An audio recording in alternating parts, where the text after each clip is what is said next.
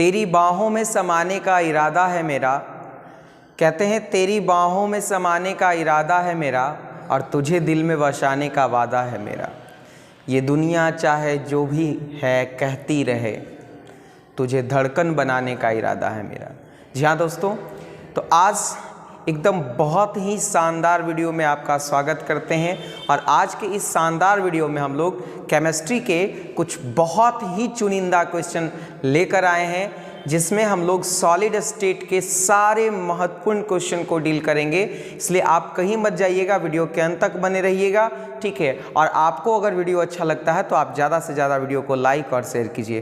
तो आइए इस धमाकेदार, इस शानदार, इस मज़ेदार सेशन की शुरुआत करते हैं। एकदम ये तमाम चुनिंदा प्रश्न सिर्फ और सिर्फ आपके लिए, तो आप कहीं मत जाइएगा। आइए आज के सेशन की शुरुआत करते हैं पहले सवाल के साथ। हमारा पहला सवाल है, HCP इकाई सेल में परमाणुओं की संख्या होती है।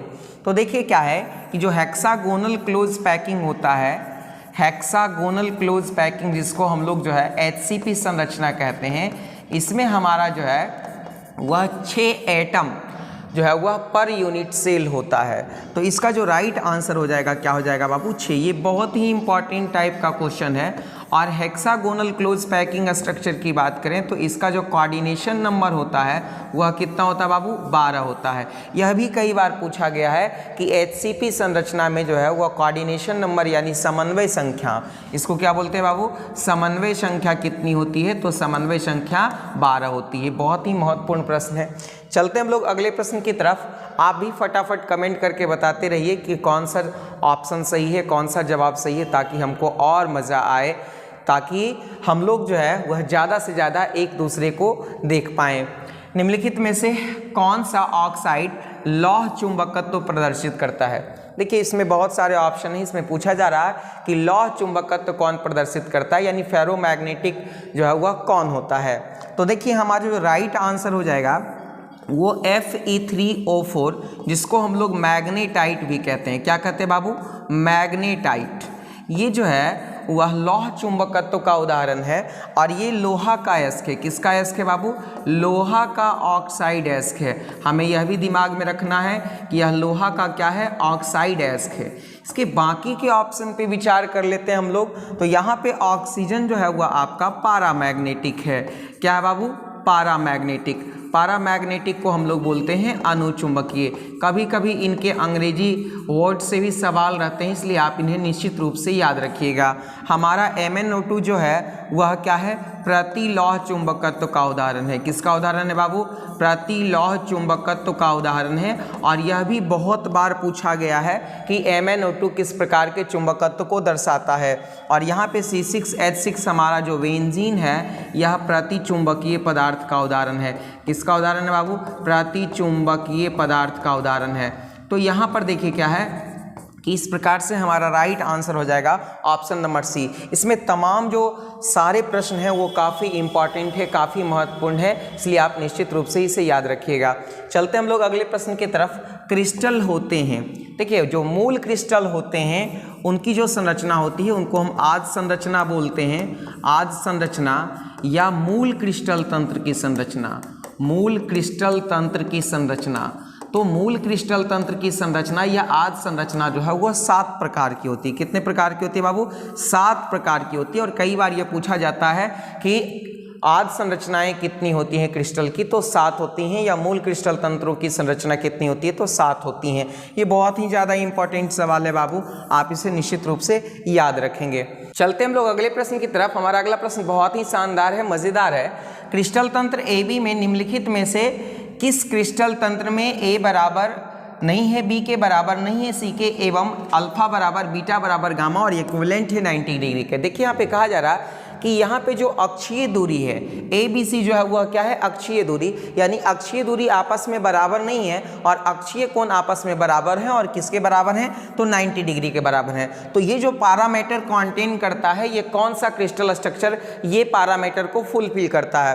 तो यहाँ पर देखिए इस पैरामीटर को हमारा ऑर्थोरोम्बिक स्ट्रक्चर क्या करता है बाबू? फुलफिल करता है। बात कर लेते हैं त्रिताक्ष की। तो त्रिताक्ष में क्या होते हैं कि हमारा जो साइड्स होते हैं वो भी इक्वल नहीं होते होते हैं और साइड्स के अलावा जो है वह साइड्स एक दूसरे के इक्वल नहीं होते हैं, और इसके अलावा जो एंगल होते हैं वह भी एक दूसरे के क्या होते हैं, इक्वल नहीं होते हैं। तो यहाँ पे हम लोगों को ये ध्यान देना है कि यहाँ पे एंगल भी इक्वल नहीं है और साइड्स भी क्या है, इक्वल नहीं है। इसके अलावा हम लोग बात कर लेते हैं आगे एकंताक्ष की घनाकार यूनिक सेल की बात कर लेते हैं। तो यहाँ पे क्या होता है बाबू कि ए बराबर बी के और बी बराबर क्या होते हैं, सी के, यानी तीनों जो हमारा साइड्स होते हैं वो क्या होते हैं, बराबर होते हैं। और यहाँ पे जो कोण होते हैं अल्फा बराबर बीटा बराबर गामा, ये किसके बराबर होते हैं, तो 90 डिग्री के बराबर होते हैं। और यहाँ पर देखिए एकंताक्ष की बात कर लेते हैं। तो एकंताक्ष में हमारा क्या होता है कि देखिए यहाँ पे जो हमारा साइड होता है वह एक दूसरे के इक्विवेलेंट नहीं होता है, लेकिन हमारा जो दो एंगल होता है अल्फा और गामा एक दूसरे के बराबर होता है, और बीटा जो होता है वो 90 डिग्री से क्या होता है बाबू, बड़ा होता है। तो ये इनके पैरामीटर हैं और इनसे बहुत ज़्यादा सवाल रहते हैं। और इनसे ये भी सवाल रहते हैं कि किस धातु का या किस पदार्थ का या किस तत्व के क्रिस्टल तंत्र की संरचना त्रिंताक्ष होती है। तो यहाँ पे भी हमारा बहुत सारा इंपॉर्टेंट एग्जाम्पल होता है, जैसे K2Cr2O7 हो गया, इसका जो क्रिस्टल स्ट्रक्चर होता है वो त्रिंताक्ष होता है। ऑर्थोरोम्बिक की अगर बात कर लेते हैं तो हमारा आयोडीन हो गया, आयोडीन आदि की संरचना जो है वह क्या होती है, तो आयोडीन की संरचना ऑर्थोरोम्बिक होती है। घनाकार की बात कर लेते हैं तो जैसे हमारा NaCl हो गया, जैसे हमारा हीरा हो गया, इसका जो क्रिस्टल तंत्र की स्ट्रक्चर होता है वो क्या होता है बाबू, तो वो घनाकार होता है। एकंताक्ष की बात कर लेते हैं तो जैसे हमारा सल्फर वगैरह हो गया, इसके क्रिस्टल तंत्र की संरचना जो है वह क्या होती है, तो एकंताक्ष होती है। तो इस प्रकार से इस टेबल से अक्सर सवाल पूछे जाते हैं, तो आप इस टेबल को जरूर से याद रखिएगा। यहाँ पे जो गिवन टेबल है उसको अच्छे से याद रखिएगा, किसी प्रकार की कोई समस्या नहीं होगी। चलते हम लोग अगले प्रश्न की तरफ। मूल क्रिस्टल तंत्रों की संख्या कितनी होती है। देखिए यहाँ पे मूल क्रिस्टल तंत्रों की संख्या 7 होती है, और यहाँ से हम लोगों को ये काफ़ी महत्वपूर्ण सवाल है, इसलिए याद रखना है। और आज संरचना भी इसको कहते हैं। आज संरचना की संख्या कितनी होती है, 7 होती है। बात कर लेते हैं आकाशीय जालक संरचना की। आकाशीय जालक की, तो आकाशीय जालक की संरचना होती है 14, या इसी को हम लोग ब्रेव्स जालक भी कहते हैं। ब्रेव्स जालक की संरचना क्या होती है बाबू, तो ब्रेव्स जालक की संरचना भी क्या होती है, 14 होती है। अब देखिए यहाँ पे क्या है, हम लोगों को एक बात और भी दिमाग में रखना है कि जो हमारा घनीय संरचना होता है, ये घनीय संरचना से कितने प्रकार के ब्रेव्स जालक संभव हैं, तो घनीय संरचना से 3 प्रकार के ब्रेव्स जालक संभव है। यह भी एक बहुत ही इंपॉर्टेंट क्वेश्चन बनता है कि घनीय क्रिस्टल तंत्र से कितने प्रकार के ब्रेव्स जालक या आकाशीय जालक संभव हैं, तो घनीय संरचना से 3 प्रकार के आकाशीय जालक या ब्रेव्स जालक संभव हैं। चलते हैं अगले प्रश्न की तरफ। एक धातु का रवाकरण हेक्सागोनल क्लोज पैक HCP संरचना में होता है, तो धातु का कोऑर्डिनेशन नंबर क्या है। अभी मैंने आपको बताया बाबू, बहुत ही इंपॉर्टेंट सवाल है इस तरह के, और इसको आपको याद रखना है कि जो HCP है हमारा, वो HCP का जो कोऑर्डिनेशन नंबर होता है वो क्या होता है बाबू, 12 होता है। CCP का कोऑर्डिनेशन नंबर क्या होता है, 12 होता है। FCC के कोऑर्डिनेशन नंबर की बात कर लेते हैं तो 12 होता है। BCC के कोऑर्डिनेशन नंबर की बात कर लेते हैं तो 8 होता है। सिंपल क्यूबिक सेल के कोऑर्डिनेशन नंबर की बात कर लेते हैं तो 6 होता है। ये तमाम जो है वो बहुत ही इंपॉर्टेंट टेबल है बाबू, आप इसे निश्चित रूप से मस्ट रिमेंबर, याद रखिएगा। इससे क्वेश्चन रहता है और आप निश्चित रूप से इससे 1 से 2 नंबर का फायदा उठा सकते हैं। तो यहाँ पर HCP का जो है वह क्या हो जाएगा बाबू, 12 हो जाएगा। BCC का क्या हो जाएगा, 8 हो जाएगा। ये याद रखना। सिंपल क्यूबिक सेल का क्या हो जाएगा, तो 6 हो जाएगा। यानी बहुत ही ज़्यादा, बहुत ही मज़ेदार पॉइंट है ये। चलते हैं हम लोग अगले प्रश्न की तरफ। आप लोग फटाफट कमेंट करके इसका उत्तर बताइए कि HCP संरचना में पैकिंग प्रभाज होता है। पैकिंग फ्रैक्शन यानी उसकी जो पैकिंग इफिशियंसी होती है उसको बताना है। यहाँ पे पैकिंग इफिशियंसी को बताना। तो देखिए यहाँ पे जो हमारा HCP स्ट्रक्चर होता है, इसकी जो पैकिंग इफिशियंसी सबसे अधिक होती है और 0.74 होती है।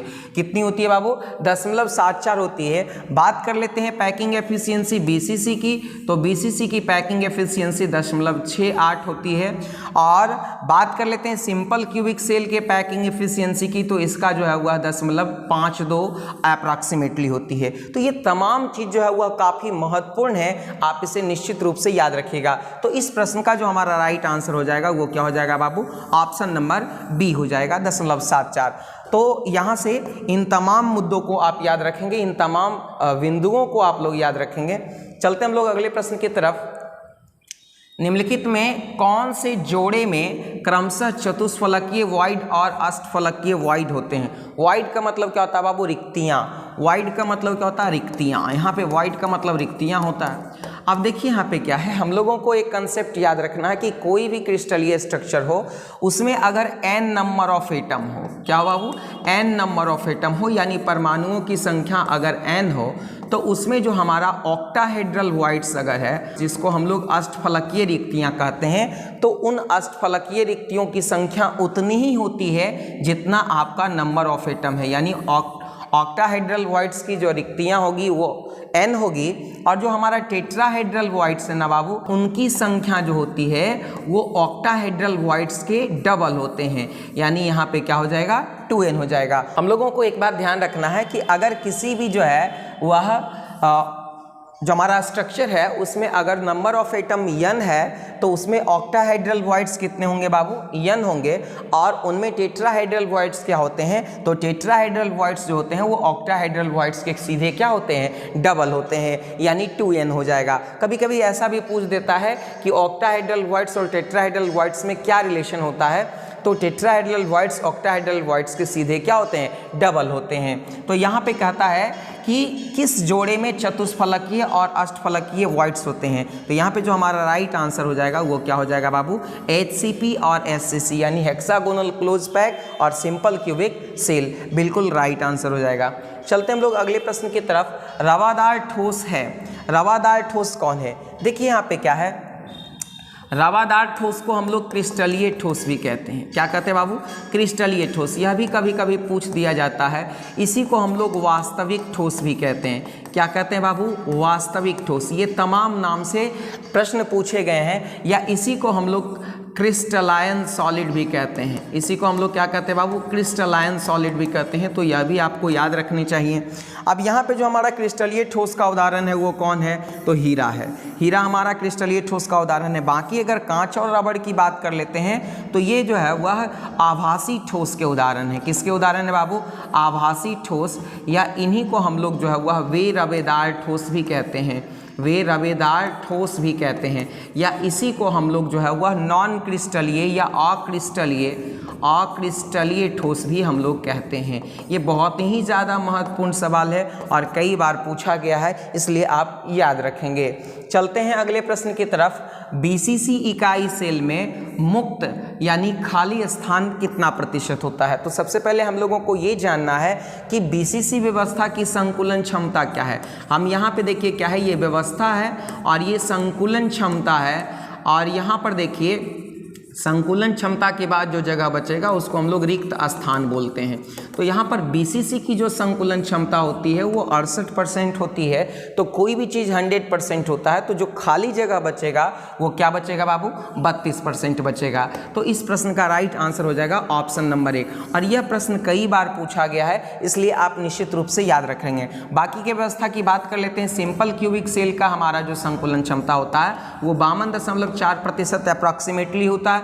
तो यहाँ पर इसका जो रिक्त स्थान होगा वो 47 क्या हो जाएगा बाबू, 6% हो जाएगा। यानी रिक्त स्थान होगा किसमें, सिंपल क्यूबिक सेल में। अब यहाँ पर FCC व्यवस्था की बात कर लेते हैं। तो FCC व्यवस्था की संकुलन क्षमता 74% होती है। तो यहाँ पे जो हमारा रिक्त स्थान हो जाएगा वो क्या हो जाएगा बाबू, 26%। तो यहाँ पे ये FCC व्यवस्था में रिक्त स्थान होंगे। तो इस तरह से इन तमाम चीज़ों को आप अच्छे तरीके से याद रखेंगे। आई होप सो कि आपसे कोई भी ऑब्जेक्टिव परीक्षा में नहीं छूटेगा।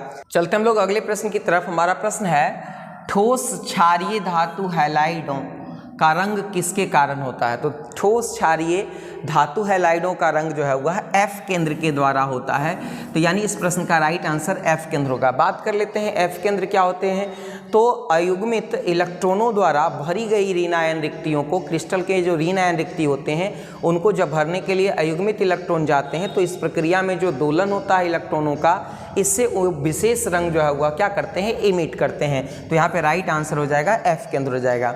चलते हम लोग अगले प्रश्न की तरफ। फ्रैंकल तथा शॉटकी दोष होते हैं। देखिए फ्रैंकल और शॉटकी दोष जो है वह एक प्रकार का क्रिस्टलीय दोष है।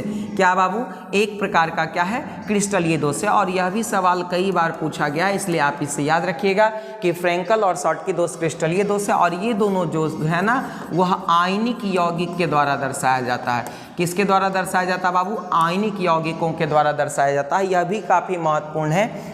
और हम लोगों को एक कंपाउंड का नाम याद रखना है AgBr, जिसको हम लोग बोलते हैं क्या, सिल्वर ब्रोमाइड। सिल्वर ब्रोमाइड एक ऐसा यौगिक है जो फ्रैंकल तथा शॉटकी दोनों दोष दर्शाता है। फ्रैंकल तथा शॉटकी दोनों प्रकार के दोष को दर्शाता है। तो यहाँ पे कई बार सवाल जो है वह पूछा गया है कि AgBr जो है वह किस प्रकार के दोष को दर्शाता है। तो फ्रैंकल और शॉटकी दोनों दोष को दर्शाएगा। अगले प्रश्न की तरफ चलते हैं। पोटेशियम का क्रिस्टलन होता है। देखिए जो पोटेशियम का क्रिस्टलन होता है वो BCC व्यवस्था में होता है। और BCC व्यवस्था को हम लोग क्या बोलते हैं बाबू, तो अंतःकेंद्रित घनीय जालक कहते हैं। और बहुत ही ज़्यादा, अगर कभी ऐसा पूछ देगा कि पोटेशियम का जो कोऑर्डिनेशन नंबर होगा वो क्या होगा बाबू, 8 होगा, क्योंकि BCC व्यवस्था का कोऑर्डिनेशन नंबर कितना होता है, वो 8 होता है। तो ये काफ़ी महत्वपूर्ण सवाल यहाँ से बनते हैं, आप इसे याद रखेंगे। चलते हम लोग अगले प्रश्न की तरफ। बॉडी सेंटर्ड क्यूबिक एकक सेल में लैटिस बिंदुओं की संख्या होती है। बात कर लेते हैं इसकी। तो बॉडी सेंटर्ड क्यूबिक एकक सेल, जिसको हम लोग BCC कहते हैं, तो हमारा जो BCC व्यवस्था होती है, सबसे पहले यहाँ पे व्यवस्था की बात कर लेते हैं और परमाणुओं की संख्या की बात कर लेते हैं। तो देखिए यहाँ पे क्या है बाबू, यहाँ पे हमारा ध्यान होना चाहिए कि BCC जो व्यवस्था होती है उसमें परमाणुओं की संख्या 2 होती है। सिंपल क्यूबिक सेल में परमाणुओं की संख्या 1 होती है। और FCC व्यवस्था में परमाणुओं की संख्या कितनी होती है, 4 होती है। अब BCC व्यवस्था में परमाणु कहाँ होते हैं, तो प्रत्येक कोना पर जो है वह कितने परमाणु होते हैं बाबू, 1/8वां भाग। और कोनों की संख्या कितनी होती है, 8 होती है। और एक जो है वह उसके स्थूल भाग में, मिडिल पार्ट में एक कंप्लीट परमाणु रहते हैं। तो यहाँ से देखते हैं कि टोटल परमाणुओं की संख्या कितनी हो गई, 2 हो गई। तो यानी BCC व्यवस्था में कितने परमाणु होते हैं बाबू, 2 परमाणु होंगे। बात FCC की कर लेते हैं। तो FCC परमाणु में क्या होते हैं कि प्रत्येक फलक पर 1/2 परमाणु रहते हैं। और टोटल फलकों की संख्या क्या होती है, 6 होती है। तो यहाँ पर देखिए क्या है, और उसके बाद जो है वह प्रत्येक कोना पर जो है वह 1/8वां भाग परमाणु का रहेगा।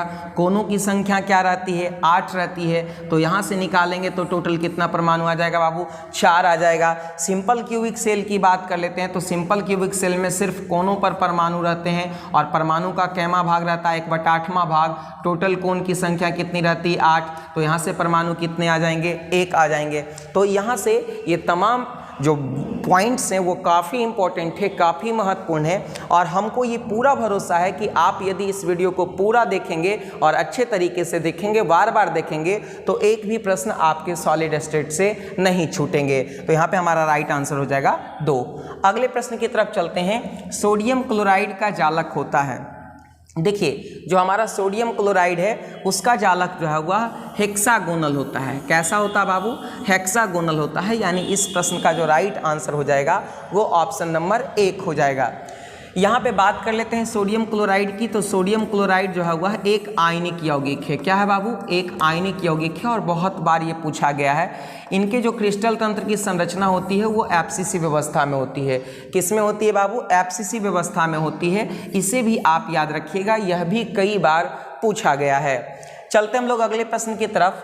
हमारा प्रश्न है शॉटकी दोष के कारण ठोस का घनत्व। तो देखिए शॉटकी का मतलब क्या होता है, शॉर्ट का मतलब कम पड़ जाना। तो शॉटकी दोष के कारण क्या होते हैं कि ठोस के जो घनत्व होते हैं वो क्या होते हैं बाबू, वो घट जाते हैं। शॉटकी दोष के कारण ठोस के घनत्व क्या होते हैं, घट जाते हैं। क्योंकि क्या होते हैं कि जो परमाणु होते हैं वो क्रिस्टल से पूरी तरीके से क्या हो जाते हैं, गायब हो जाते हैं। तो इस कारण इनका जो घनत्व होता है वो घट जाता है। बात फ्रैंकल फ्रैंकल दोष की कर लेते हैं तो फ्रैंकल दोष में हमारा जो घनत्व होता है वह अपरिवर्तित रहता है। क्या रहता है बाबू? अपरिवर्तित रहता है। यहाँ पे ये भी याद रखना है हम लोगों को, क्योंकि यहाँ से भी सवाल रह सकते हैं कि फ्रैंकल दोष में घनत्व क्या रहते हैं, तो अपरिवर्तित रहते हैं। ये भी हम लोगों को याद रखना है। फ्रैंकल दोष को हम लोग विस्थापन दोष के नाम से भी जानते हैं। किस दोष के नाम से जानते हैं बाबू? विस्थापन दोष के नाम से जानते हैं। यह भी याद रखना है हम लोगों को। चलते हम लोग अगले प्रश्न की तरफ। हमारा प्रश्न है, निम्नलिखित में से किस धातु की समन्वय संख्या 8 होती है? देखिए बाबू, यहाँ पे हमारे 4 विकल्प दिए गए हैं। बात कर लेते हैं पहले विकल्प पोटेशियम की। तो पोटेशियम का जो क्रिस्टल स्ट्रक्चर होता है वो BCC होता है, और BCC की समन्वय संख्या कितनी होती है? 8 होती है। तो हमारा जो राइट आंसर हो जाएगा वो ऑप्शन नंबर 1 हो जाएगा। बाकी के तीनों विकल्प पे बात कर लेते हैं। तो ये जो हमारा स्कैंडियम है, ये जिंक है और ये ऑरम है, ये सभी के सभी जो है वह देखिए यहाँ पे आपका ऑरम FCC व्यवस्था में है, ये HCP व्यवस्था में है, ये भी आपका क्या है? HCP व्यवस्था में है। तो इनके जो समन्वय संख्या होंगे वो क्या हो जाएंगे बाबू? 12 हो जाएंगे। इसलिए हमारा राइट आंसर यहाँ पे क्या हो जाएगा? ऑप्शन नंबर 1 हो जाएगा। चलते हम लोग अगले प्रश्न की तरफ। एक क्रिस्टल में कितने प्रकार के क्रिस्टल जालक संभव हैं? देखिए, हमने पहले ही आपको बताया कि जो मूल क्रिस्टल होते हैं और मूल क्रिस्टल की संख्या जो होती है वो 7 होती है, और इससे 14 प्रकार के आकाशीय जालक या ब्रेव्स जालक संभव हैं। ये 14 प्रकार के आकाशीय जालक होते हैं या ब्रेव्स जालक होते हैं, ये आपको याद रखना है। और मैंने एक बात और आपको कही कि अगर घनीय व्यवस्था में देखेंगे तो घनीय व्यवस्था में जो है वह कितने प्रकार के ब्रेव्स जालक होते हैं? तो 3 प्रकार के ब्रेव्स जालक होते हैं। कितने प्रकार के ब्रेव्स जालक होते हैं बाबू? 3 प्रकार के ब्रेव्स जालक होते हैं। चलते हम लोग अगले प्रश्न की तरफ। सिंपल क्यूबिक एकक सेल की संकुलन क्षमता होती है। सिंपल क्यूबिक एकक सेल SCC की जो संकुलन क्षमता होती है वह 52.4% होती है। कितनी होती है बाबू? 52.4%, यानी राउंड फिगर में हम लोग कह सकते हैं 52%। यानी इस प्रश्न का जो राइट आंसर हो जाएगा वो ऑप्शन नंबर C हो जाएगा। FCC की संकुलन क्षमता क्या होती है? फटाफट कमेंट करके आप लोग बताइए। 74%। और BCC की संकुलन क्षमता क्या होगी? ये आपके लिए मैं छोड़ रहा हूँ, आप जरूर कमेंट करके बताइएगा। चलते हम लोग अगले प्रश्न की तरफ। फलक केंद्रित घनीय जालक में एकक कोष्ठिका में कितनी एकक कोष्ठिकाओं के साथ सहभाजित रहती है? देखिए यहाँ पे क्या है, जो हमारा व्यवस्था है घनीय व्यवस्था, उसमें क्या होता है कि एक कोष्ठिका, एक यूनिट सेल जो है वह 8 यूनिट सेल से जुड़े रहते हैं। एक यूनिट सेल हमारा कितने यूनिट सेल से जुड़ा रहता है बाबू?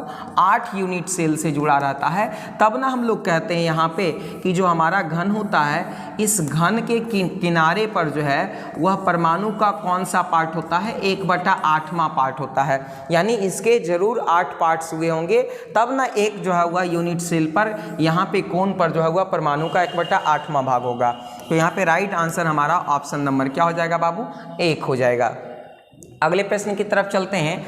अंत केंद्रित घनीय संरचना में उपसह संयोजन संख्या होती है। मैंने अभी आपको बताया कि अंत केंद्रित घनीय संरचना हम लोग BCC को कहते हैं, और BCC की जो कोऑर्डिनेशन नंबर होती है वो कितनी होती है बाबू? वो 8 होती है। सिंपल क्यूबिक सेल की कोऑर्डिनेशन संख्या कितनी होती है? 6 होती है। FCC या CCP व्यवस्था की कोऑर्डिनेशन संख्या कितनी होती है बाबू? तो वो 12 होती है। तो इस प्रकार से राइट आंसर हमारा ऑप्शन नंबर A होगा।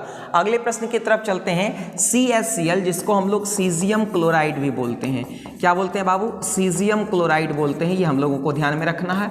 और इनकी जो संरचना होती है, तो सीजियम क्लोराइड की संरचना जो है वह BCC व्यवस्था में होती है। यहाँ से एक सवाल और भी पूछा जाता है हम लोगों को कि CS+ का जो कोऑर्डिनेशन नंबर होता है वो कितना होता है? तो ऑब्वियस सी बात है कि जब इनकी BCC व्यवस्था होती है तो CS+ का कोऑर्डिनेशन नंबर 8 हो जाएगा।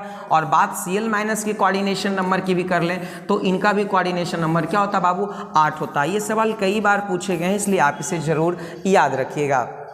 चलते हैं हम लोग अगले प्रश्न की तरफ। निम्नलिखित में से कौन ऑक्साइड धातु की तरह विद्युतीय गुण को दर्शाता है? देखिए यहाँ पे बहुत सारे तत्वों के ऑक्साइड दिए गए हैं, लेकिन प्रश्न हमारा है कि कौन सा ऑक्साइड धातु की तरह विद्युतीय गुण को दर्शाता है। तो यहाँ पे जो हमारा राइट आंसर है CrO2, ये लौह चुंबकत्व को दर्शाता है। किसको दर्शाता है बाबू? लौह चुंबकत्व को दर्शाता है। ये हम लोगों को याद रखना और बहुत बार ये सवाल पूछा भी गया है। बात कर लेते हैं सल्फर डाइऑक्साइड की। तो सल्फर डाइऑक्साइड यहाँ पे अम्लीय गुण को दर्शाएगा। मैग्नीज ऑक्साइड है, ये भास्मिक प्रकृति के होते हैं। और यहाँ पर देखिए ये आपका SiO2, यह भी आपके अम्लीय प्रकृति के होंगे, है ना। इसको हम लोगों को ध्यान से रखना है। तो हमारा राइट आंसर हो जाएगा ऑप्शन नंबर डी। अगले प्रश्न की तरफ चलते हैं। C6H6 कैसा पदार्थ है? देखिए C6H6 बेंजीन है और इसमें जो बेंजीन का हम लोग देखते हैं हिसाब किताब, तो इसमें अनपेयर्ड इलेक्ट्रॉन नहीं होता है, अयुग्मित इलेक्ट्रॉन नहीं होता, यानी जितने भी इलेक्ट्रॉन होते हैं सभी युग्मित होते हैं। तो जब सभी इलेक्ट्रॉन युग्मित हों तो उनका जो चुंबकत्व होगा वो प्रतिचुंबकीय होगा। प्रतिचुंबकीय में अयुग्मित इलेक्ट्रॉन नहीं होते, अयुग्मित इलेक्ट्रॉन क्या होते हैं बाबू? नहीं होते हैं। तो इसे हम लोगों को ध्यान में रखना होगा। चलते हम लोग अगले प्रश्न की तरफ। Na2O में सोडियम की उपसह संयोजन संख्या क्या होगी? देखिए बहुत ही ज़्यादा इंपॉर्टेंट प्रश्न है बाबू और बहुत बार ये पूछा गया है कि Na2O में सोडियम की उपसह संयोजन संख्या, जिसको आप कोऑर्डिनेशन नंबर भी कह सकते हो, क्या होती है? तो देखिए यहाँ पे सोडियम की जो उपसह संयोजन संख्या होती है वो 4 होती है। और बात कर लेते हैं ऑक्सीजन का कोऑर्डिनेशन नंबर की, तो ऑक्सीजन का 8 होता है। यानी सोडियम ऑक्सीजन को घेर करके रखता है, ऑक्सीजन सोडियम को घेर करके रखता है। तो कई बार पूछते हैं, यहाँ पे कंफ्यूजन आपको ना हो इसलिए मैं स्पष्ट रूप से आपको बता देना चाहता हूँ कि अगर Na2O में सोडियम की कोऑर्डिनेशन संख्या पूछे तो 4 और ऑक्सीजन की कोऑर्डिनेशन संख्या पूछे तो 8। तो यहाँ पे पूछा किसका जा रहा है? सोडियम का। तो इस प्रश्न का राइट आंसर क्या हो जाएगा बाबू? 4, यानी ऑप्शन नंबर बी। अगले प्रश्न की तरफ चलते हैं। निम्नलिखित आयनिक यौगिकों के क्रिस्टल में आप किसमें धनायन तथा ऋणायन के केंद्रों में अधिकतम दूरी होती है? यानी बहुत सारे आयनिक यौगिक के जो है वह विकल्प दिए गए हैं, आपको ये बताना कि किसके जो है वह बीच जो है धनायन और ऋणायन के बीच जो है वह दूरी अधिकतम होगी। तो देखिए यहाँ पे हम लोग चलते हैं। लिथियम और फ्लोरीन दोनों का आकार काफ़ी छोटा होता है। सीजियम और फ्लोरीन, सीजियम का तो आकार बड़ा लेकिन फ्लोरीन का आकार बनिस्पत छोटा होता है। अब यहाँ पर देखिए सीजियम और आयोडीन, आयोडीन वर्ग 17 का आखिरी तत्व होता है और सीजियम जो है वह लगभग जो है वह वर्ग 1 के निचले पायदान पे होता है। तो यहाँ पर सबसे अधिक दूरी जो होगा वह सीजियम आयोडाइड के पास होगा। तो right answer option number C. और इस तरह के सवाल पूछे जाते हैं जो आपके बोध पर आधारित होते हैं, अंडरस्टैंडिंग पर आधारित होते हैं और बहुत ही सिंपल सवाल होते हैं। अगले प्रश्न की तरफ चलते हैं। FCC एकक जालक में कितने परमाणु होते हैं? मैंने अभी आपको बताया कि देखिए जो FCC व्यवस्था होते हैं बाबू, FCC व्यवस्था में क्या होते हैं कि 1/2 परमाणु फलकों पर होते हैं और फलकों की संख्या कितनी होती है? 6। और यहाँ पर जो है 1/8वां भाग कोनों पर होते हैं और कोनों की संख्या क्या होती है? 8। तो कुल मिलाकर कितने परमाणु हो जाते हैं बाबू? 4 परमाणु होते हैं। तो यहाँ पे जो राइट आंसर हो जाएगा वो क्या हो जाएगा? 4 हो जाएगा। BCC व्यवस्था में परमाणुओं की संख्या 2 होती है और सिंपल क्यूबिक सेल में परमाणुओं की संख्या कितनी होती है? 1 होती है। चलते हम लोग अगले प्रश्न की तरफ। ट्रांजिस्टर सेटों के निर्माण में प्रयुक्त होने वाला तत्व है। देखिए जो रेडियो या ट्रांजिस्टर होते हैं, तो रेडियो और ट्रांजिस्टर में हम लोग मुख्य रूप से किसका प्रयोग करते हैं? जर्मेनियम का प्रयोग करते हैं। और ये जर्मेनियम जो है वह बहुत ही सुटेबल अर्धचालक माना जाता है। और ये जर्मेनियम किस वर्ग का तत्व है बाबू? तो वर्ग 14 का तत्व है। यह भी सवाल कई बार पूछा गया है कि जर्मेनियम किस वर्ग का तत्व है, तो वर्ग 14 का तत्व है। और इसका प्रयोग हम लोग रेडियो या ट्रांजिस्टरों में जो है वह अर्धचालक के रूप में करते हैं। चलते हम लोग अगले प्रश्न की तरफ। हमारा प्रश्न है पी प्रकार के डोपित अर्धचालकों को प्राप्त करने में मिलाई गई अशुद्धि में संयोजी इलेक्ट्रॉन की संख्या होती है। देखिए जो हमारा अर्धचालक है बाबू, ये अर्धचालक जो है वह 2 प्रकार के होते हैं। यहाँ पे पी प्रकार के अर्धचालक और N प्रकार के अर्धचालक। अब देखिए क्या है, पी प्रकार के अर्धचालक को हम लोग इलेक्ट्रॉन धनी अशुद्धि बोलते हैं। क्या बोलते हैं बाबू? इलेक्ट्रॉन धनी अशुद्धि बोलते हैं। और N प्रकार के अर्धचालक को हम लोग बोलते हैं इलेक्ट्रॉन न्यून अशुद्धि। क्या बोलते हैं बाबू? इलेक्ट्रॉन न्यून अशुद्धि। और यहाँ से भी हम लोगों का बहुत सारा सवाल रह जाता परीक्षा में, इसलिए याद रखिएगा कि एन प्रकार के अर्धचालक को क्या कहते हैं और पी प्रकार के अर्धचालक को क्या कहते हैं। तो पी प्रकार के अर्धचालक का निर्माण कैसा होता है, कैसे होता है, जब देखिए क्या है कि वर्ग 14 के तत्व जिनके संयोजी कक्ष में कितने इलेक्ट्रॉन होते हैं, 4 होते हैं, उनमें जब हम लोग वर्ग 13 के तत्व जिनके संयोजी कक्ष में 3 इलेक्ट्रॉन होते हैं उनको मिलाते हैं तो उनकी चालकता में बहुत ज़्यादा वृद्धि होती है। तो यहाँ पे जो हमारा राइट आंसर हो जाएगा वो ऑप्शन नंबर 1 हो जाएगा, क्योंकि कह रहा है कि पी प्रकार के डोपित अर्धचालक को प्राप्त करने के लिए उसमें जो अशुद्धि मिलाई जाती है उसमें जो है वह इलेक्ट्रॉनों की संख्या कितनी होती है, तो 3 होती है। बात हम लोग एन प्रकार के अर्धचालक की कर लेते हैं। तो जब हम लोग वर्ग 14 जिनके संयोजी कक्ष में 4 इलेक्ट्रॉन होते हैं और इनमें हम लोग वर्ग 15 जिनके संयोजी कक्ष में 5 इलेक्ट्रॉन होते हैं उनको मिलाते हैं तो एन प्रकार के अर्धचालक का निर्माण होता है। तो अगर एन प्रकार के अर्धचालक होता तो हमारा राइट आंसर क्या हो जाता, तो यहाँ पे 5 हो जाता। यानी इस प्रकार से फिलहाल इस प्रश्न का राइट आंसर हो जाएगा ऑप्शन नंबर 1। अगले प्रश्न की तरफ चलते हैं। ब्रैग समीकरण है। ब्रैग समीकरण क्या होता है बाबू, देखिए क्रिस्टल में 2 क्रिस्टलीय तलों के बीच की दूरी को मापने के लिए हम लोग जो है वह ब्रैग समीकरण का क्या करते हैं, प्रयोग करते हैं। और ये क्वेश्चन बहुत ही ज़्यादा इंपॉर्टेंट है और कई बार पूछा गया है। तो 2 क्रिस्टलीय तलों के बीच की दूरी को मापने के लिए ब्रैग समीकरण का प्रयोग करते हैं और ये होता है आपका n लैम्डा बराबर 2d साइन थीटा। ये बहुत ही ज़्यादा इंपॉर्टेंट प्रश्न है। अगले प्रश्न की तरफ चलते हैं। एक बोर मैग्नेटम बराबर होता है, बोर मैग्नेटम बराबर जो हमारा होता है वह 9.27 गुने 10⁻⁻24 एम्पियर मीटर स्क्वायर होता है। अगले प्रश्न की तरफ चलते हैं। हमारा अगला प्रश्न है H2O बर्फ में किस प्रकार के अपबंध पाए जाते हैं। देखिए यहाँ पे क्या है कि हमारा जो बर्फ है वो हाइड्रोजन आवंधित आणविक ठोस का उदाहरण है। तो यहाँ पर राइट आंसर हो जाएगा क्या, हाइड्रोजन बॉन्ड, यानी हाइड्रोजन बॉन्ड। ये बहुत ही महत्वपूर्ण प्रश्न है, आप इसे जरूर याद रखिएगा। चलते हम लोग अगले प्रश्न की तरफ। एवोगाड्रो संख्या जो है जिसको हम लोग n से सूचित करते हैं, कहीं कहीं आप देखेंगे कि इसको n0 से भी सूचित किया जाता है। तो आप इसे ध्यान से देखें कि एवोगाड्रो संख्या जो होता है वह 6.023 गुने 10⁻23 पार्टिकल से मिलकर के बने होते हैं, है ना। तो आप इसे जरूर से याद रखेंगे। अगले प्रश्न की तरफ चलते हैं। ताप वृद्धि के साथ किसके विद्युत चालकता में कमी आती है। देखिए जब हम लोग ताप बढ़ाते हैं तो जो हमारा धातु होता है उसकी चालकता में क्या आती है, कमी। यानी सुचालकों की चालकता में ताप बढ़ाने से क्या आती है, कमी आती है। और यहाँ पर देखिए क्या है, अर्धचालक में क्या होता है बाबू कि जब हम लोग ताप बढ़ाते हैं तो ताप बढ़ाने से इसकी चालकता पहले क्या होती है बाबू, पहले बढ़ती है और फिर क्या होती है, फिर घटती है। ये आपको याद रखना है कि अर्धचालक के केस में क्या होता है कि जब हम लोग शुरुआती स्तर पर जब उसकी टेम्परेचर को बढ़ाते हैं तो चालकता बढ़ती है, लेकिन बाद में ये धीरे धीरे क्या होती है, घटती है। लेकिन ताप वृद्धि करने से हमारे जो सुचालक होते हैं उनकी चालकता में क्या आ जाती है, कमी आ जाती है। तो राइट आंसर हो जाएगा ऑप्शन नंबर 1।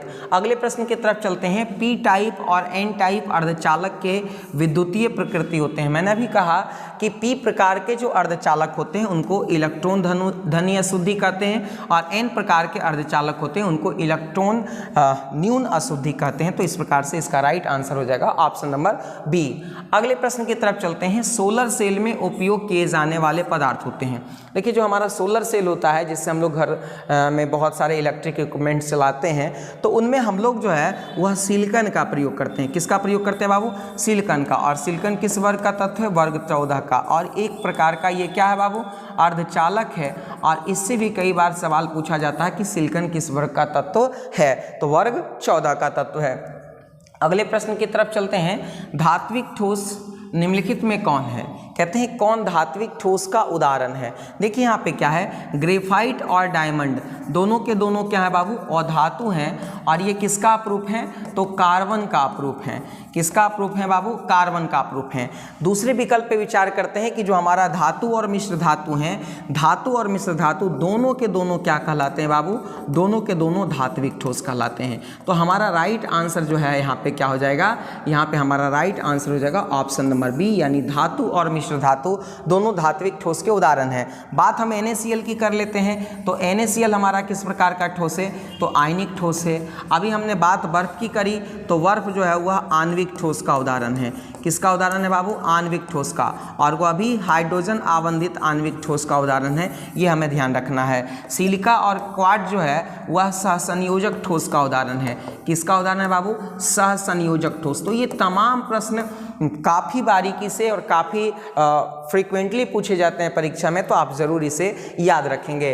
अगले प्रश्न की तरफ चलते हैं। NaCl आयनिक ठोस में धनायन तथा ऋणायन का समन्वय संख्या होता है। ये सवाल बहुत ही ज़्यादा महत्वपूर्ण है और कई बार पूछा गया है, तो हम लोगों को याद रखना है कि Na+ की जो समन्वय संख्या होती है NaCl में, वो भी क्या होती है, 6 होती है, और Cl- की भी जो कोऑर्डिनेशन संख्या होती है वह भी क्या होती है बाबू, 6 होती है। तो यहाँ पे जो हमारा राइट आंसर हो जाएगा ऑप्शन नंबर 1, 6 और 6 हो जाएगा। बहुत ही VVI सवाल ये था।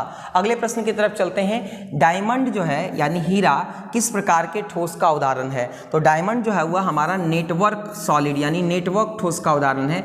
इसी को हम लोग जो है वह विशाल अणु के नाम से भी जानते हैं, इसी को हम लोग विशाल अणु के नाम से जानते हैं, या इसी को हम लोग सहसंयोजक ठोस के नाम से भी जानते हैं। और अन्य जो उदाहरण सहसंयोजक ठोस के हैं उनके बारे में हम लोग थोड़ा सा जान लेते हैं, जैसे एल्युमिनियम नाइट्राइड हो गया, ये सभी के सभी जो है वह सहसंयोजक ठोस के क्या हैं, उदाहरण हैं।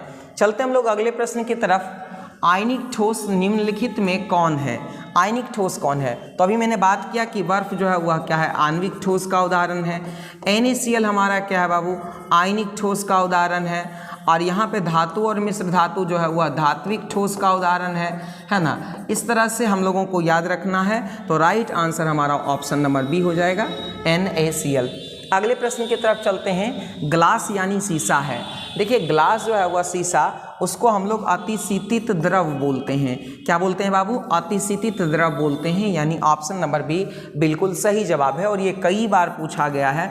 और यहाँ पे जो कांच हमारा है वो अक्रिस्टलीय ठोस का उदाहरण होता है। किसका उदाहरण होता है बाबू, अक्रिस्टलीय ठोस का उदाहरण होता है। इसको अतिशीतित द्रव क्यों कहते हैं, क्योंकि लंबे समय तक जब हम इसको छोड़ते हैं तो इसकी निचली सतह मोटी और ऊपरी सतह पतली हो जाती है और रंग भी क्या हो जाता है, दूधियापन होता है, क्योंकि इसमें बहाव की क्या पाई जाती है, प्रकृति पाई जाती है। तो राइट आंसर हो जाएगा अतिशीतित द्रव। अगले प्रश्न की तरफ चलते हैं।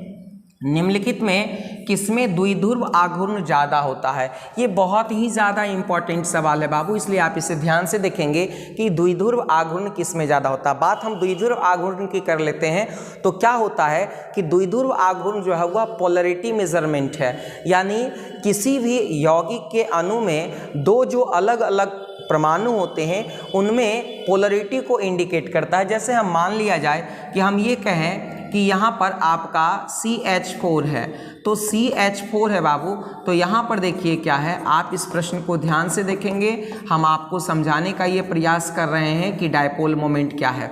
तो यहाँ पर देखिए कि कार्बन और हाइड्रोजन के बीच जो पोलरिटी है इसका मेजरमेंट ही जो है वह क्या है, डायपोल मोमेंट है। तो देखते हैं इनके अगर क्रम को देख लेते हैं, जो तमाम ऑप्शन दिए गए हैं इनके क्रम को देख लेते हैं, तो यहाँ पे राइट आंसर हो जाएगा CH3Cl, इनका डायपोल मोमेंट सबसे ज़्यादा है। उसके बाद किसका है, CH2Cl2 का है। उसके बाद किसका है, CHCl3 का है। और उसके बाद किसका है, CCl4 का।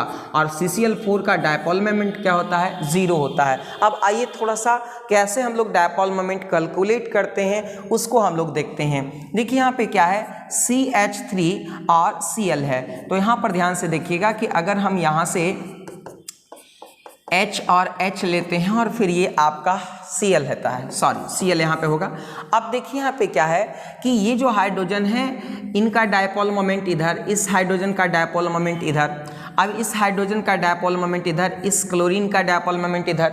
अब देखिए जरा सा, इनके डायपोल मोमेंट वेक्टोरियली एक दूसरे को कैंसिल करेंगे और हाइड्रोजन से अधिक इलेक्ट्रोनिगेटिविटी किसके पास होता है, तो क्लोरीन के पास होता है। यानी यहाँ पे जो हमारा ये बंधन होगा, ये केमिकल बॉन्ड जो होगा वो किधर शिफ्ट करेगा, तो क्लोरीन की तरफ शिफ्ट करेगा। फिर इसी तरह से हम लोग बाकी के भी विकल्प को देखेंगे। CCl4 के विकल्प को देखते हैं, तो देखिए ये तमाम जो क्लोरीन आइटम है वो वो एक दूसरे को क्या कर देंगे, एक दूसरे के डायपोल मोमेंट को क्या कर देते हैं बाबू, कैंसिल कर देते हैं। तो इनका डायपोल मोमेंट सबसे क्या होगा, कम होगा। और इनका क्रम आप लोग जरूर से याद रखिएगा। तो सबसे ज़्यादा डायपोल मोमेंट हो जाएगा किसके पास, तो मेथिल क्लोराइड के पास या क्लोरोमेथिन के पास। तो आप इसे जरूर से याद रखेंगे। अगले प्रश्न की तरफ चलते हैं। जिंक ऑक्साइड को गर्म करने पर विद्युत चालकता पे क्या प्रभाव पड़ता है। सबसे पहले ये आपको मैं बता दूं कि जिंक ऑक्साइड को जब भी गर्म करेंगे तो इनकी विद्युत चालकता बढ़ती है।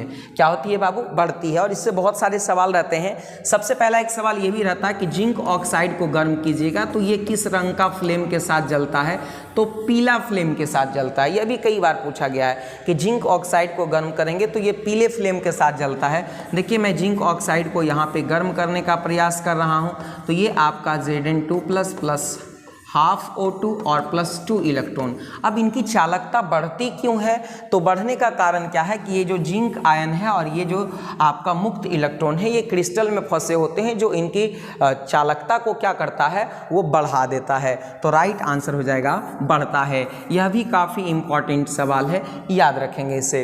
अगले प्रश्न की तरफ चलते हैं। एनायन वैकेंसी में फंसे हुए इलेक्ट्रॉन को कहते हैं। देखिए मैंने अभी आपको बताया, जब कभी भी ऋण आयन रिक्तियों को भरने के लिए अयुग्मित इलेक्ट्रॉन आता है, तो ऋण आयन रिक्तियों को भरने के लिए अयुग्मित इलेक्ट्रॉन आता है, तो उस केंद्र को हम लोग F केंद्र के नाम से जानते हैं, यानी F सेंटर के नाम से जानते हैं। तो यहाँ राइट आंसर हमारा हो जाएगा F सेंटर। चलते हम लोग अगले प्रश्न की तरफ। हमारा अगला प्रश्न बहुत ही ज़्यादा शानदार है, मज़ेदार है और इम्पॉर्टेंट भी है। देखिए यहाँ पे क्या है, Cr3+ है। तो क्रोमियम की परमाणु संख्या कितनी होती है बाबू, 24। इसने 3 इलेक्ट्रॉन को त्याग दिया, तो अब इसके पास कितने इलेक्ट्रॉन होंगे, 21। तो इसका जो आपका जो इलेक्ट्रॉनिक विन्यास होगा वो किसके इक्विवेलेंट हो जाएगा, स्कैंडियम के इक्विवेलेंट हो जाएगा। और स्कैंडियम का अगर हम लोग इलेक्ट्रॉनिक विन्यास लिखते हैं तो आर्गन के पास 18 इलेक्ट्रॉन जाता है, और आर्गन के पास 18 इलेक्ट्रॉन जाता है, उसके बाद 4s2 के पास जाएगा, उसके बाद 3d1 में आएगा।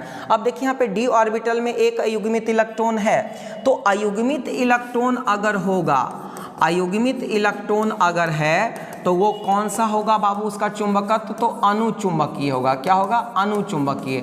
और अगर अयुग्मित इलेक्ट्रॉन नहीं है, अगर अयुग्मित इलेक्ट्रॉन जो है वह क्या है, नहीं है, अयुग्मित इलेक्ट्रॉन अगर नहीं है तो वो क्या हो जाएगा बाबू, प्रतिचुंबकीय हो जाएगा।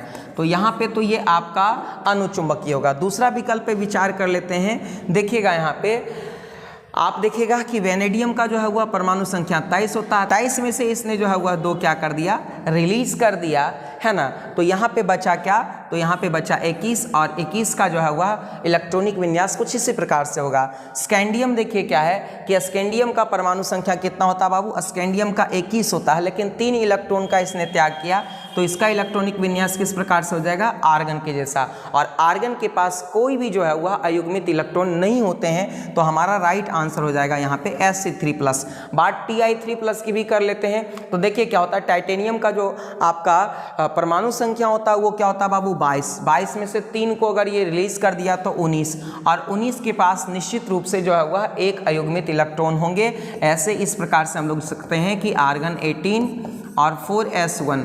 तो यहाँ पे सिर्फ और सिर्फ Sc3+ के पास अयुग्मित इलेक्ट्रॉन नहीं है, तो राइट आंसर हमारा यही होगा। चलते हम लोग अगले प्रश्न की तरफ। हमारा प्रश्न है 8 प्रकार की पैकिंग उपस्थिति होती है। देखिए MgF2 में अगर Mg की बात करें तो इसका क्या होता है बाबू, इसका जो कोऑर्डिनेशन नंबर होता है 6। CH-Cl में हम लोग सीजियम और क्लोरीन दोनों का जो ये होता है कोऑर्डिनेशन नंबर वो 8 होता है। ZnS में जिंक और सल्फर दोनों का कितना होता है बाबू, 4 होता है, और NaCl में दोनों का क्या होता है, 6 होता है। तो हमारा जो राइट आंसर हो जाएगा वो क्या हो जाएगा, CH-Cl। और ये इस तरह के सवाल बहुत ही ज़्यादा इंपॉर्टेंट है और बहुत दफ़ा पूछे भी गए हैं। अगले प्रश्न की तरफ चलते हैं। हमारा प्रश्न है सहसंयोजक ठोस का उदाहरण है। देखिए जो रॉक साल्ट होता है उसको हम लोग NaCl बोलते हैं, इसी को हम लोग क्या बोलते हैं बाबू, साधारण नमक भी बोलते हैं। तो यहाँ पर देखिए क्या है, अगर इसकी बात करें तो ये आयनिक यौगिक है। क्या है बाबू, आयनिक यौगिक है। दूसरे में बात कर लेते हैं हम लोग बर्फ की, तो बर्फ हमारा जो है वह आणविक ठोस का उदाहरण है। किसका उदाहरण है बाबू, आणविक ठोस का। क्वार्ट्ज या सिलिका जो है वह हमारा सहसंयोजक ठोस का उदाहरण है। किसका उदाहरण है बाबू, सहसंयोजक ठोस का उदाहरण है। और शुष्क बर्फ हम लोग किसको कहते हैं, कार्बन डाइऑक्साइड को। यह भी सवाल कई बार पूछा गया है कि शुष्क बर्फ हम लोग किसको कहते हैं, तो शुष्क बर्फ कार्बन डाइऑक्साइड को कहते हैं। और ये किस प्रकार का ठोस है, तो ये ये आणविक ठोस का उदाहरण है। तो हमारा जो राइट आंसर हो जाएगा वो हमारा क्या हो जाएगा, option number C, quartz silica, या इसी को हम लोग बोलते हैं बालू, SiO2। चलते हम लोग अगले प्रश्न की तरफ। हमारा प्रश्न है Fe3O4 ठोस होता है। Fe3O4 को हम लोग मैग्नेटाइट बोलते हैं। क्या बोलते हैं बाबू, मैग्नेटाइट बोलते हैं। और ये लोहा का अयस्क है। किसका अयस्क है बाबू, लोहा का अयस्क है, ये आपको भी पता होगा। अब यहाँ से देखिए क्या है कि यह जो है वह लौह चुंबकीय गुण को प्रदर्शित करता है। किस गुण को प्रदर्शित करता है, लौह चुंबकीय गुण को। और ये बहुत ही ज़्यादा इंपॉर्टेंट है, कई बार पूछा गया है, इसलिए आप इसे ध्यान से देखेंगे। अगले प्रश्न की तरफ चलते हैं। हमारा प्रश्न है वह पदार्थ जिसका 0 केल्विन पर शून्य प्रतिरोध होता है। देखिए जिस पदार्थ का 0 केल्विन पर शून्य प्रतिरोध होता है उसको हम लोग क्या कहते हैं बाबू, अति सुचालक। क्या कहते हैं बाबू, अति सुचालक। अब यहाँ पे थोड़ा सा हम लोग देख लेते हैं क्या है कि 0 केल्विन पर जो है ना वो अर्धचालक जो है वह क्या करता है बाबू, 0 केल्विन ताप पर अर्धचालक जो है वह कैसा व्यवहार करता है, तो विद्युत रोधी के जैसा। कैसा व्यवहार करता है, विद्युत रोधी के जैसा। क्योंकि ऐसा कहा जाता है कि 0 केल्विन ताप पर अर्धचालक का जो प्रतिरोध होता है, क्या होता है बाबू, अर्धचालक का जो प्रतिरोध होता है वो क्या होता है, अनंत होता है। और ये तमाम प्रश्न काफ़ी वाइटल हैं, आप इसे जरूर याद रखिएगा। तो राइट आंसर क्या हो जाएगा, अति सुचालक। अगले प्रश्न की तरफ चलते हैं। जिंक ब्लेंड ZnS में जिंक की कोऑर्डिनेशन संख्या क्या होगी। तो ZnS जिंक ब्लेंड देखिए क्या होता है, या इसी को हम लोग एसिड ब्लेंड के नाम से भी हम लोग जानते हैं। यहाँ पे जिंक और सल्फर दोनों की कोऑर्डिनेशन संख्या क्या होती है, 4 होती है। तो यहाँ पे राइट आंसर क्या हो जाएगा, 4 हो जाएगा। तो दोस्तों उम्मीद करते हैं कि यह मैराथन सेशन काफ़ी अच्छा लगा होगा, और यदि अच्छा लगा है तो आप कमेंट करके ज़रूर बताइए, और आप अगले वीडियो की डिमांड ज़रूर कीजिए, ताकि मैं चैप्टर वाइज इसी प्रकार से सारे महत्वपूर्ण ऑब्जेक्टिव आपको उपलब्ध कराता रहूं। आप ज़्यादा से ज़्यादा वीडियो को शेयर कीजिए और लाइक ज़रूर कीजिए। धन्यवाद।